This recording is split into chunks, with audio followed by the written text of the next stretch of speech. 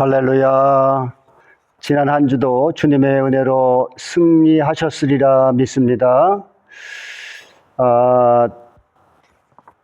미리 여러분에게 양해의 말씀을 구합니다. 제가 목감기가 들어서 이 목소리가 원래 좋지 않은 데다가 더 좋지 않습니다. 양해를 부탁드립니다. 여러분이 이제 24년도도 3주밖에 남지 않았습니다. 25년도 에는 여러분과 제가 주님의 은혜로 승리하는 그런 한 해가 되기를 소망합니다. 여러분, 주님께서 지난 9일 새벽에 저에게 꿈으로 앞으로 우리 대한민국의 그 모습을 보여주셨습니다. 그런데 우리 대한민국의 모습이 매우 헐벗고 궁핍한 모습으로 변화된 그런 모습을 보여주셨다는 것입니다. 하나님께서 이런 꿈을 보여주시는 것은 자랑하라고, 개인적으로 자랑하라고 보여주신 것이 아니라 사람들에게 전하라고 주시는 것입니다. 다시 말씀드리면 지금 우리의 현실을 직시하여 하나님께 기도하고 준비하라는 것입니다. 제가 꿈에서 본 야산 같은 산은 나무가 하나도 없이 잘려진 그런 모습이 있었고, 그 민둥산 위에 지어져 있는 두 채의 집은 매우 허름한 판잣집이었습니다. 그리고 허기진 어린 초등학생들이 허름한 교복을 입고 산 모퉁이에서 나왔습니다. 그런데 이상하게도 그 교복을 입은 학생들이 똑같은 교복의 색깔을 입고 있었다는 것입니다. 이것은 뭔가 전체주의의 모습, 지금처럼 다양하게 개인적으로 입고 싶은 교복을 입은 모습이 아니라 지정된 학교에서 또는 국가에서 지정된 그런 교복의 모습을 입고서 산 모퉁이에서 나왔다는 것입니다. 그리고 기찻길은 사용하지 못하여 녹슬고 휘어져서 마치 60년대, 70년대의 모습이었습니다. 이 꿈이 주는 메시지는 우리가 해야 할 일이 있습니다. 첫째는 이런 상황이 정말로 발생하지 않도록 나라와 민족을 위해서 회개 기도하라는 것입니다. 그동안 우리 교회들이 그리고 우리 믿는 자들이 하나님의 뜻을 외면한 결과라는 것입니다. 그래서 그것에 대해서 회개하라는 것입니다. 둘째는 악한 자가 지도자로 세워지지 않도록 기도하고 분별하라는 것입니다. 악한 자가 지도자로 세워지면 자유민주주의 국가에서 멀어지고 전체주의 국가로 변한다는 것입니다. 그래서 정치인들을 잘못 선택하면 우리 모두가 그 전체주의 국가의 국민이 될 수 있다는 것입니다. 우리가 그래서 정신 차려서 국가의 지도자를 잘 뽑아야 되겠습니다. 그리고 이런 일이 발생하지 않도록 늘 하나님의 마음이 무엇인지 그것을 구해야 한다는 것입니다.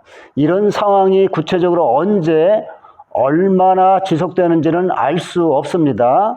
이 꿈은 앞으로 경제적으로만 우리가 어려워지는 것을 말하는 것이 아닙니다. 정치와 사회, 문화, 우리나라의 여러 분야에서 매우 혼란해지고 어려워진다는 것입니다. 물론 지금도 혼란하지만 앞으로 더 극심해진다는 겁니다. 앞으로 우리가 생각지도 못하는 황당한 일이 많이 발생할 것을 의미하기도 합니다. 그래서 우리 믿는 자들은 늘 조심하고 하나님께 그 지혜를 구해야 되겠죠. 우리가 예언이라고 하는 것은 그대로 이루어지기도 하지만 기도를 통해서 하나님께서 완화해 주시기도 하고 좋은 일로 바꿔 주시기도 합니다. 그러니까 모든 것이 하나님의 손에 달려 있다는 것입니다. 그러니까 하나님께서 이렇게 저에게 꿈으로 우리의 앞으로 미래의 상황이 이렇게 될 수 있다는 것을 보여주신 것은 하나님께서 그렇게 되지 않도록 원하시기 때문에 보여주시는 것입니다. 그것은 하나님의 사랑이라고 할 수 있죠. 그래서 우리는 앞으로 무엇보다도 나라와 민족을 위해 부르짖는 회개 기도를 계속해야 합니다. 적어도 이 동영상을 듣고 계시는 분들은 그렇게 해주시기를 부탁드립니다. 그런데 안타까운 것은 많은 교회가 하나님의 이런 뜻을 모르거나 외면하고 있고, 교회는 나라가 어떻게 되든 상관없다는 식의 태도를 보이고 있는 것 같습니다. 나라의 앞날이 어떻게 되어갈지도 모르고 목사의 생각으로 말씀만 성도들에게 전하고 있다는 것이죠. 말씀을 전하는 것이 잘못되었다고 하는 것이 아니라 하나님의 뜻을 모르고 있다고 하는 것이죠. 외면하고 있다는 것이죠. 또 하나님의 뜻을 구하지 않는다는 것이죠. 그것이 문제라고 하는 것입니다. 하나님께서 임재하는 교회인지 의심스럽고 안타까울 뿐입니다. 여러분과 저는 늘 깨어서 주님의 뜻을 살피는 자가 되시길 소망합니다. 지금은 무엇보다도 교회뿐만 아니라 우리 각자가 이 나라를 위해서 기도할 때라는 것을 우리가 잊지 말아야겠습니다. 우리는 태어나 자라면서 다른 사람보다 부모의 말을 잘 들으려고 합니다. 그 이유는 부모이기도 하지만 부모의 말씀을 순종하면 보호받고 어려운 일들이 순조롭게 진행되기 때문이죠. 부모가 자녀보다 세상에 대한 지식을 많이 가지고 있고 경험을 많이 해서 지혜가 있기 때문에 그렇습니다. 아이가 점점 자라면서 또래 집단과 학교와 같은 공동체에서 살아가는 여러 가지 방법을 배웁니다. 특히 현대사회는 과학의 시대이기 때문에 과학적 지식을 절대적 지식으로 믿고 살아갑니다. 과학적 지식이 아닌 경우는 비합리적이라는 이유로 믿지 않으려고 하죠. 과학적 지식이 만능은 아니지만 눈에 보이는 이 세상에서 인간이 사는데 가장 신뢰하는 도구라는 것이죠. 세상의 다양한 지식은 거의 과학적 지식으로 이렇게 구성되어 있다고 할 수 있습니다. 그래서 사회에서 능력이란 얼마나 과학적 지식을 섭렵했느냐이죠. 그러나 하나님의 말씀은 처음부터 이 우주 만물을 하나님의 말씀으로 창조했다고 기록되어 있습니다. 그래서 과학적 지식으로 꽉 찬 머리는 하나님을 믿기가 어렵다는 것입니다. 하나님의 말씀을 믿지 않는 사람들은 하나님의 말씀이 객관적으로 검증할 수 없어서 믿기 어렵다는 것입니다. 과학적 사고로는 그렇게 생각할 수 있죠. 과학적 사고에서는 개념 정의가 중요한데 하나님의 말씀은 세상의 개념으로 정의할 수 없고 하나님을 믿는 믿음으로 믿는 것입니다. 그것은 세상의 지식은 혼으로 만들어졌고 하나님의 말씀은 하나님의 영으로 만들어졌기 때문에 그렇습니다. 그래서 하나님을 개념으로 믿는 자들이 깊은 믿음을 가지기가 어렵고 그래서 하나님의 말씀을 깊이 이해하고 실천하기가 어렵다는 것입니다. 예를 들면 성경에서 하나님께서 우리를 사랑하신다는 말씀은 논리적으로 증명하는 것이 아니라 우리의 죄를 대신하여 십자가에서 돌아가심으로써 증명한 것입니다. 이 과정을 과학적 사고로 이해할 수 없는 것은 영이 아닌 혼으로 이해하려 하기 때문에 그렇습니다. 영이 예수님의 십자가 사랑을 믿도록 하고 전능하신 하나님께서 예수님을 사망에서 살리셔서 부활 승천하게 하셨다는 것을 믿도록 하는 것입니다. 과학적 사고를 견제하는 한 예수님의 십자가 사건을 믿기 어렵습니다. 그래서 믿음은 내가 과학적으로 이해되지 않지만 기적과 표적을 보고 믿기도 하고 보지 않았어도 성경 말씀에 증거가 된 것들을 믿는 것입니다. 이해가 안 되어도 믿으려고 애쓰며 성령님께 믿음의 은혜를 간구하다 보면 서서히 믿어지게 되는 것이죠. 그리고 자신이 기적이나 성령을 체험함으로써 믿음이 더 견고해질 수 있습니다. 기적을 체험하지 못해서도 말씀을 그대로 믿는 자를 예수님께서는 더 기뻐하시죠. 그래서 우리가 체험하지 못했지만 성경의 사건들을 믿는 것은 큰 은혜이고 좋은 믿음을 가진 자라고 할 수 있습니다. 믿음은 개념이 아니고 예수님과 친밀한 관계를 계속해서 유지하고 관리하는 것이죠. 믿음이 머리로는 쉬운 것 같으나 예수님과 친밀한 관계를 맺으려면 매일 예수님을 찾고 부르짖어야 합니다. 오늘 말씀을 통하여 여러분과 제가 믿음으로 최후 승리자가 되는 은혜가 있기를 소망합니다. 아멘. 오늘 말씀은 요한복음 11장 38절에서 45절까지입니다. 제가 봉독해 드리겠습니다. 이에 예수께서 다시 속으로 비통히 여기시며 무덤에 가시니 무덤이 구리라 돌로 막았거늘 예수께서 이르시되 돌을 옮겨 놓으라 하시니 그 죽은 자의 누이 마르다가 이르되 주여 죽은 지 나흘이 되었음에 벌써 냄새가 나나이다. 예수께서 이르시되 내 말을 내가 믿으면 하나님의 영광을 보리라 하지 아니하였느냐 하시니 돌을 옮겨 놓으니 예수께서 눈을 들어 우러러 보시고 이르시되 아버지여 내 말을 들으신 것을 감사나이다. 항상 내 말을 들으시는 줄을 내가 알았나이다. 그러나 이 말씀하옵는 것은 둘러선 무리를 위함이니 곧 아버지께서 나를 보내신 것을 그들로 믿게 하려 함이니이다. 이 말씀을 하시고 큰 소리로 나사로야 나오라 부르시니 죽은 자가 수족을 배로 동인 채로 나오는데 그 얼굴은 수건에 쌓였더라. 예수께서 이르시되 풀어놓아 다니게 하라 하시니라. 마리아에게 와서 예수께서 하신 일을 본 많은 유대인들이 그를 믿었으나. 아멘. 본문의 말씀을 이해하기 위해서 배경의 말씀을 좀 살펴보면요.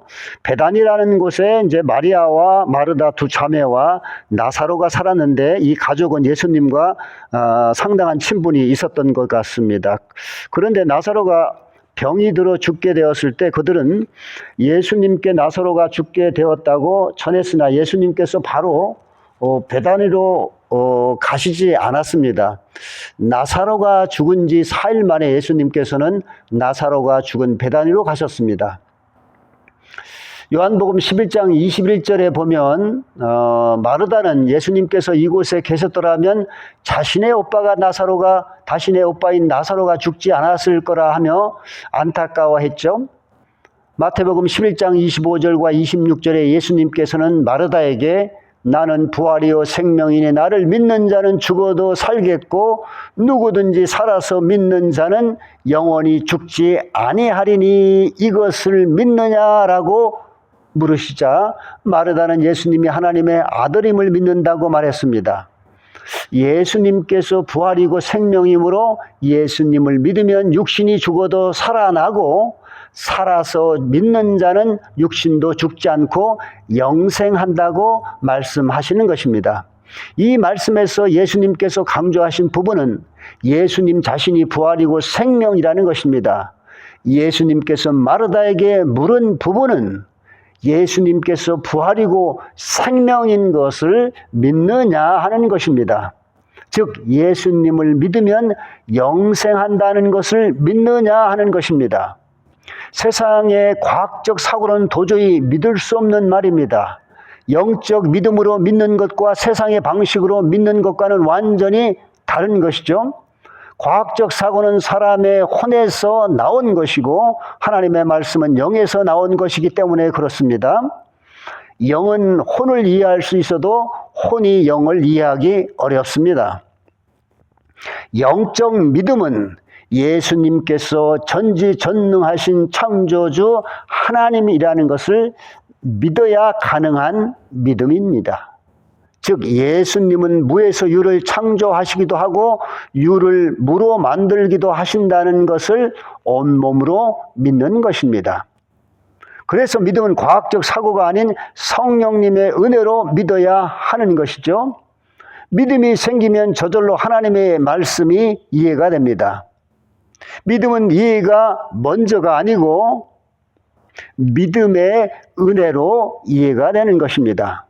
비유하자면 마치 어린아이가 자기 부모를 인식하는 과정과 같다고 할 수 있죠.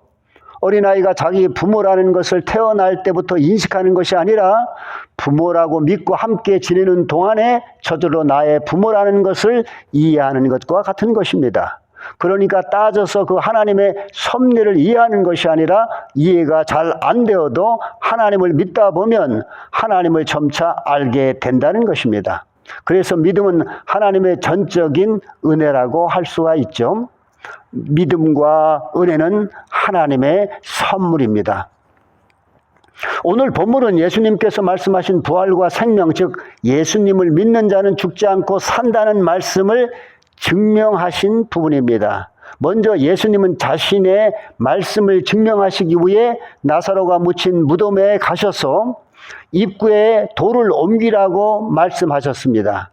40절에 보면 예수님은 다시 한번 마르다에게 믿음을 강조하는 말씀으로 내 말이 내가 믿으면 하나님의 영광을 보리라 하지 않았느냐라고 말씀하셨습니다. 그리고 예수님께서는 하나님께 자기 말을 들어주심에 감사의 기도를 드리고 큰 소리로 나사로야 나오라 부르니 죽은 나사로가 일어나 돌아다니자 그 광경을 본 많은 유대인이 예수님을 믿었다는 말씀입니다. 여기서 중요한 것은 죽은 지 4일 된 나사로가 살아난 것보다 예수님을 믿는 믿음입니다. 전능하신 예수님을 진실로 믿으면 부활과 영생이 있음을 사람들 앞에서 증명하신 것입니다. 혼이 중심인 과학적 사고로는 도저히 이해할 수도 믿을 수도 없는 일이 발생한 것입니다. 그것은 인간의 사고로는 이해할 수 없는 영적 사건입니다. 그래서 예수님께서는 믿음이 산을 들어 바다로 옮길 수 있다고 말씀하신 것이죠. 단지 믿음을 개념적으로 이해하는 것을 믿음이라고 생각해서는 안 될 것입니다. 믿음은 도저히 불가능한 일이 주님 안에서는 가능한 것으로 변할 수 있다는 절대적인 믿음입니다. 히브리서 11장 1절의 말씀처럼 믿음은 내가 바라는 것이 전능하신 하나님을 믿음으로써 실제로 이루어진다고 믿는 것입니다. 그래서 우리가 하나님이신 말씀을 온 힘과 뜻과 정성과 목숨을 다하여 믿어야 하는 것이죠. 말씀을 실천해야 믿음이 살아 역사하죠. 믿음의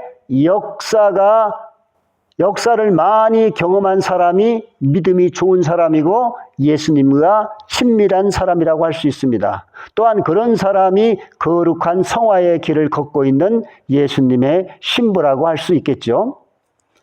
예수님의 사랑은 개념이 아니고 십자가의 사랑으로 나타난 실제입니다. 실천적 믿음을 위해 주님께 은혜를 구하고 주님을 찾고 부르짖어야 합니다. 그래서 믿음이 굳건한 사람은 믿음의 능력으로 표적과 기사를 행하게 되는 것이죠. 그것은 예수님을 높이고 덕을 세우는 데 사용해야 합니다. 믿음은 마귀를 내쫓고 병을 치료하며 주님의 뜻을 행하는 힘이 됩니다. 히브리서 11장 6절에 믿음이 없이는 하나님을 기쁘시게 하지 못하나니 하나님께 나아가는 자는 반드시 그가 계신 것과 또한 그가 자기를 찾는 자들에게 상 주시는 이심을 믿어야 한다라고 했습니다. 하나님을 믿음으로써 복을 체험한 사람은 하나님께서는 우리를 무척 사랑하시고 우리에게 좋은 것을 주시길 원하시는 분이라는 것을 알게 되죠. 로마서 4장 17절에서 21절까지 보면 아브라함은 하나님은 죽은 자를 살리시고 없는 것을 있게 하시고 도저히 불가능한 것을 바라고 믿어서 믿음의 조상이 되었다고 기록하고 있습니다.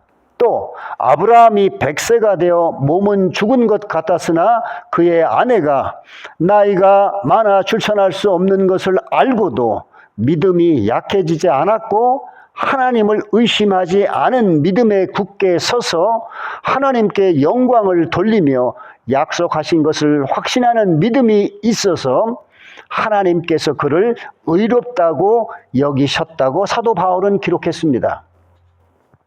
또 예수님께서는 마가복음 9장 23절에서 믿는 자에게는 능히 하지 못할 일이 없느니라고 말씀하셨습니다. 그래서 전능하신 예수님을 진실하게 믿는 것이 중요하다는 것입니다. 믿음의 과정에서 겪는 영적 체험은 주님과의 관계를 친밀하게 하고 자신의 믿음을 성장하게 합니다. 제가 전에 여러분에게 알려드린 몇 번의 영적 체험이 한 예가 될 수 있겠죠. 이를테면 여러분의 영적 상태와 저의 영적 상태, 그리고 크고 작은 예언은 주님께서 저와 여러분의 영적 성장을 위한 것입니다. 믿음이 없이는 이런 것들을 알 수도 없습니다. 주님께서 알려주셔야 알기 때문에 나 스스로 알 수 없는 것이죠. 질병 치료도 은사자의 도구이고 주님께서 치료해 주시는 것입니다. 저는 믿음으로 치유하는 현장을 며칠 전에 직접 경험하였습니다. 제가 요즘 다리가 약간 저리고 허리에 통증이 있었는데 은사자에게 직접 성령님의 도움으로 치료되는 과정을 경험하였습니다. 자신이 직접 경험한 것은 믿지 말라고 해도 믿게 되죠. 아무리 말을 해봐도 믿음이 안 가는 사람에게는 체험이 매우 중요합니다. 그래서 예수님께서 믿지 않는 사람들에게 믿음을 주기 위해 기적을 나타내시고 질병을 치료하고 귀신을 내쫓는 일을 이스라엘 사람들에게 보여주신 것입니다. 마태복음 8장 13절에서 로마 장교 백부장은 자기 부하의 중풍병을 예수님의 말씀만으로도 낫는다고 하여 예수님께서는 그의 믿음을 칭찬하시며 내 믿음대로 나을 것이라고 말씀하셨습니다. 마태복음 8장 26절에서는 예수님은 제자들과 함께 배를 타고 가다가 폭풍을 두려워하는 제자들에게 왜 무서워하느냐? 믿음이 적은 자들아 라고 책망하셨습니다. 마태복음 9장 22절에서는 12년 동안 혈루병을 앓은 여자가 예수님의 옷만 만져도 나을 것이라는 생각으로 예수님의 옷자락을 만져서 예수님께서는 그것을 아시고 내 믿음이 너를 낫게 했다라고 말씀하셨습니다. 마태복음 9장 29절에서도 눈을 뜨지 못하는 두 사람이 예수님께 눈을 뜨게 해달라고 하자 예수님께서는 그들에게 내가 눈을 뜨게 할 수 있다고 믿느냐는 질문에 그렇다고 하자 예수님께서는 너희 믿음대로 된다라고 말씀하셨습니다. 결국 예수님을 믿는 진실한 믿음이 이 모든 문제를 해결하는 열쇠가 된다는 것을 우리는 늘 잊지 말아야겠습니다. 환경을 보지 말고 예수님을 바라봐야 한다는 이유가 바로 여기에 있는 것입니다. 우리가 굳건한 믿음을 갖기 위해서는 첫째 말씀을 실천해야 합니다. 믿음을 처음 시작하는 자는 말씀을 실천하기가 참 어렵습니다. 그래서 매일 말씀을 묵상하면서 말씀이 자기 내면에 스며들도록 연습하고 연습해야 한다는 것입니다. 말씀 자체가 나의 생각이고 행동이 될 수 있도록 성령님을 의지하며 연습해야 한다는 것입니다. 마귀가 침범할 때도 말씀으로 파쇄시킬 수가 있겠죠. 둘째, 가능한 죄를 짓지 않도록 해야 합니다. 죄를 짓지 않으려고 영적 싸움을 하는 것이 믿음 생활이죠. 영적 싸움에서 승리하려면 주님의 말씀과 기도로 무장해야 합니다. 그래서 무엇을 보고 듣고 말하는 것을 우리가 조심해야 합니다. 특히 미디어를 조심해야 합니다. 마귀는 틈이 보이면 바로 침범하기 때문에 마귀가 싫어하는 예수님을 자꾸 부르는 것도 좋은 방법이 될 수 있습니다. 이를테면 마귀가 들어오려고 할 때 예수님 도와주세요, 예수님 도와주세요라고 하면서 예수님을 간곡히 부르는 것입니다. 잡념이 들지 않도록 틈만 나면 예수님하고 예수님을 부르는 것도 참 좋습니다.